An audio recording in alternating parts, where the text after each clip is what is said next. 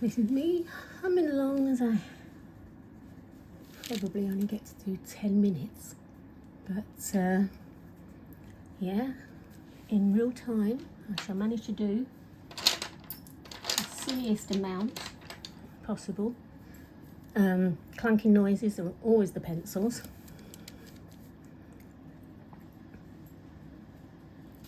Now, this is pastel matte paper, which is my preferred paper choice. Depends on what I'm drawing. Quite often, you know, for dogs and cats and things like that, anything with a lot of details and depth to it, pastel matte's absolutely fabulous. For other things, not so much. So you really need to play around with your papers and see what you prefer doing yourself, really.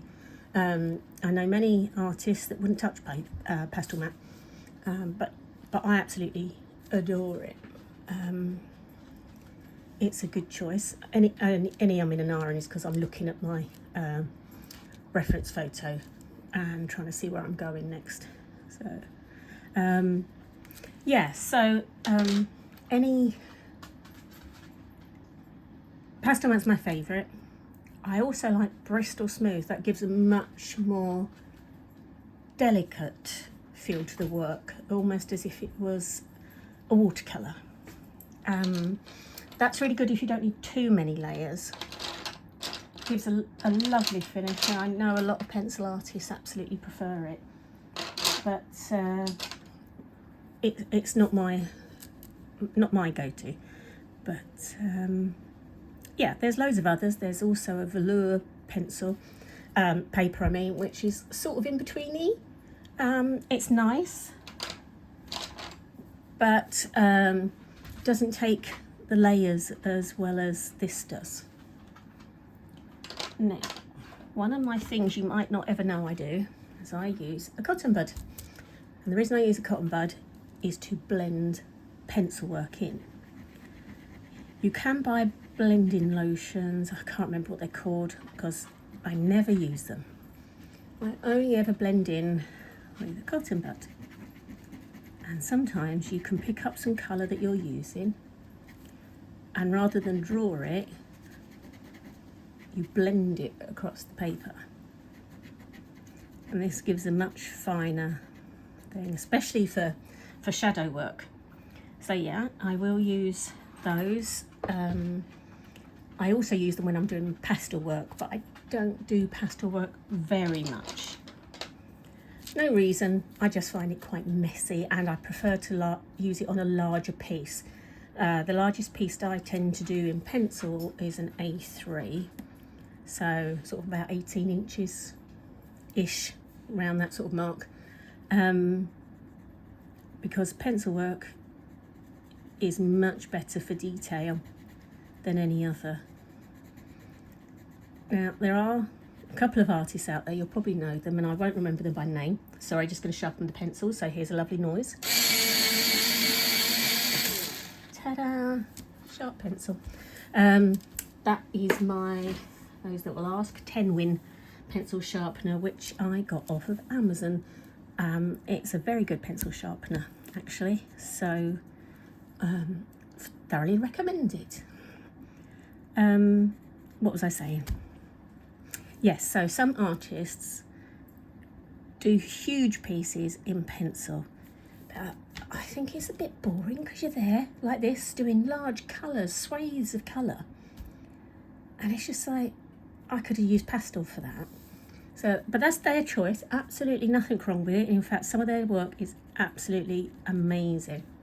There's a lovely lady, can't remember her name, but she does, it looks like slime going over things, which looks awesome.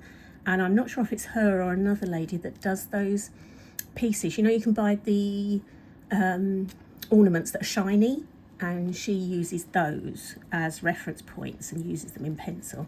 They look amazing, and the reason she can get so much detail in is because they're massive. I have never seen her do anything smaller than an A1, which is the whole size of my drawing board. So that's great. She loves doing them. Fantastic, good for her. I haven't got the room for that sort of stuff, even if I wanted to do it. I mean, I have got large pieces, but they're for canvas works, for doing my abstracts. So I don't tend to do much bigger than an A3 for pencil pieces. An A3 I would happily do several animals on, or this one is I'm working on is, what size is this, K? Just trying to think. This is in between actually, because I cut it myself, so this is actually in between an A4 and an A3, so A4 and a half. But I wanted to, it's not convalescing, but while I'm waiting for surgery and I can't do very long at a time, I'm trying to get into the studio just to do something, because if I don't, I'm going to go nuts. So, gosh, how many times do I say so? I say it quite a lot, don't I? That's awful. Anyway, pencil sharpening. This is a different type of pencil. The ones I've been using up till now are called Luminance, and they're very soft. When you draw with them, they crumble a little bit like chalk. Whereas the one I'm going on to now is a Polychromos, and it's a harder pencil. Harder pencils will give you a sharper detail.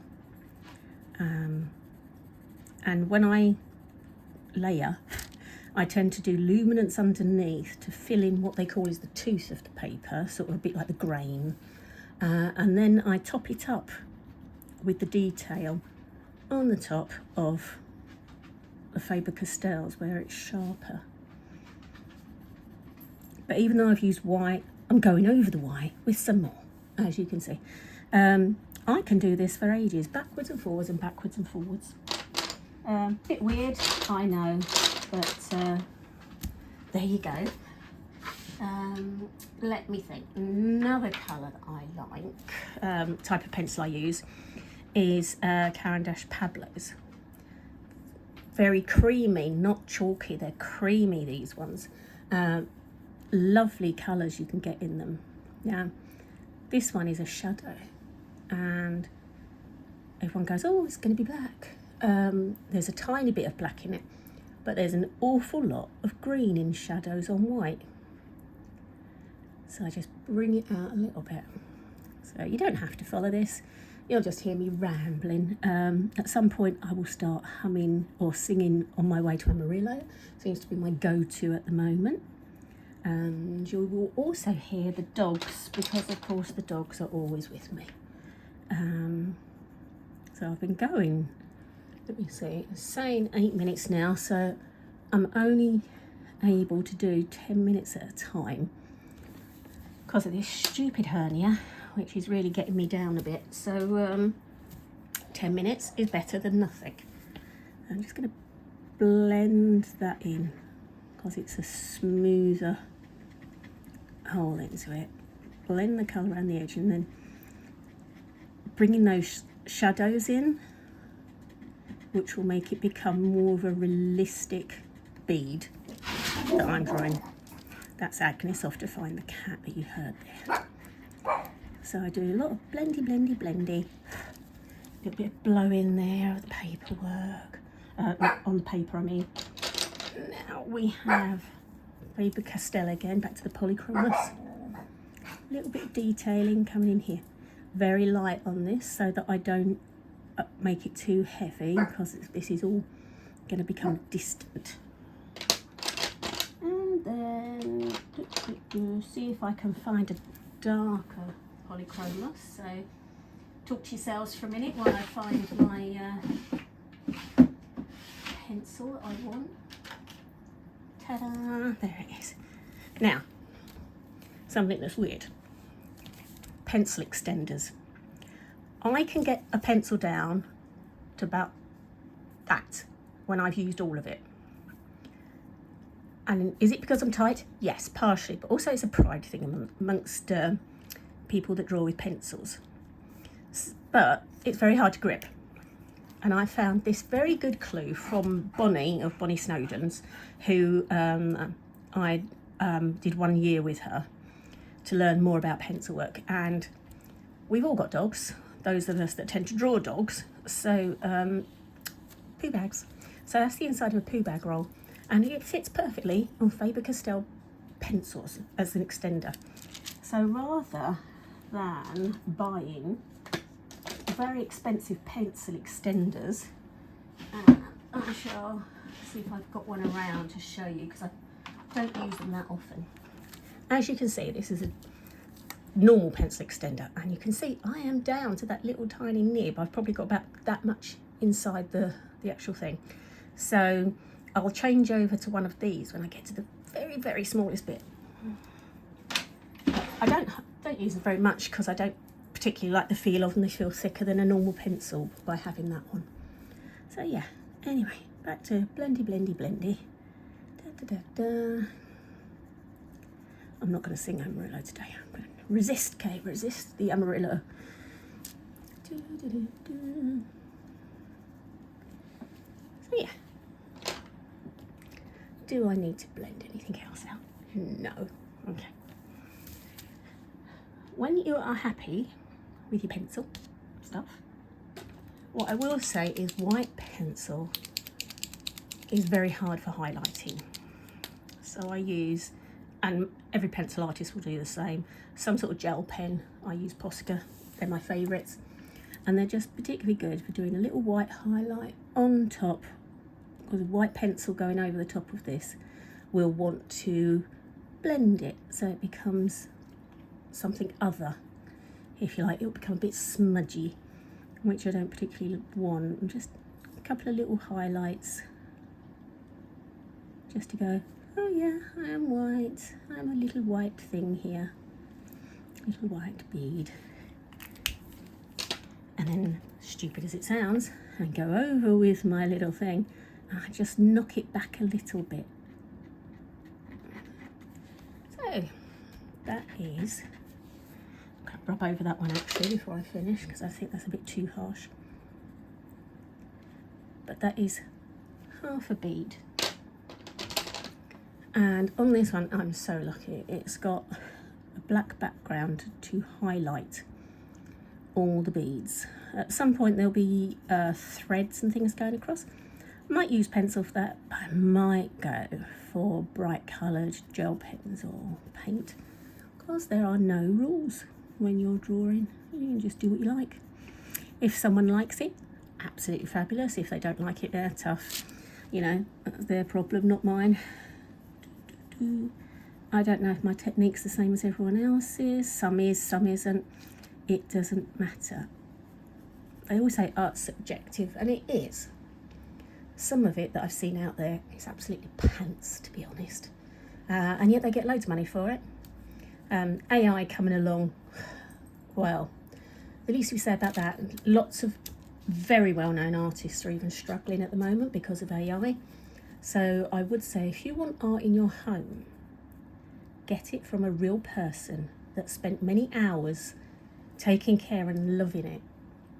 Because if you don't, you're getting something that's taken them 5 seconds to knock up on an app.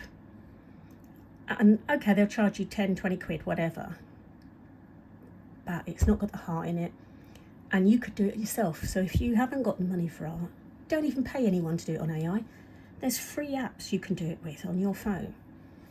But I would definitely say get real art, because if you look at it, and you will see how amazing it is. You can't see how different art is unless you've looked up close. You could look at the same picture, one done on AI, one done in real life, and at first you'll think, that's amazing, both of them. But one's like 100, 200 quid, one's tenner. And then you'll look at that one for a tenner, and in a few months or a year you'll throw it away. but you will not throw away real art that's had heart put into it. You will keep it and treasure it forever. So if you haven't got the money now and you do want something done by an artist, it's worth saving up for, because it's something you will treasure. Don't fall for all these quick AI things. So that's me ranting about AI, because of, obviously, we're starving artists now. I mean, literally, people that I've known as artists that have done amazing work for years and years and years are now having to find a job. Well, not that this isn't a job, this is a proper job, but another job to supplement their income because of AI. And all that AI does is it either manipulates the photo you send them, or it steals bits of real artist's work and jumbles it together. So, yeah, we don't like AI. AI is not good for anyone for this sort of thing. It's great if you're you want to go on ChatGPT and say, write me a speech for a, you know, best man, but it's not good for much else, if you ask me. So yeah, that's my little bee. That's me ranting, and I shall try and do one little bit every day while I am waiting for the op, and hopefully by the end of it, and by the end of my recovery time, which is a long one, we will see a 3D version of my artwork. So hope you like what you saw today. Hope you didn't mind me ranting, and see you next time. Bye.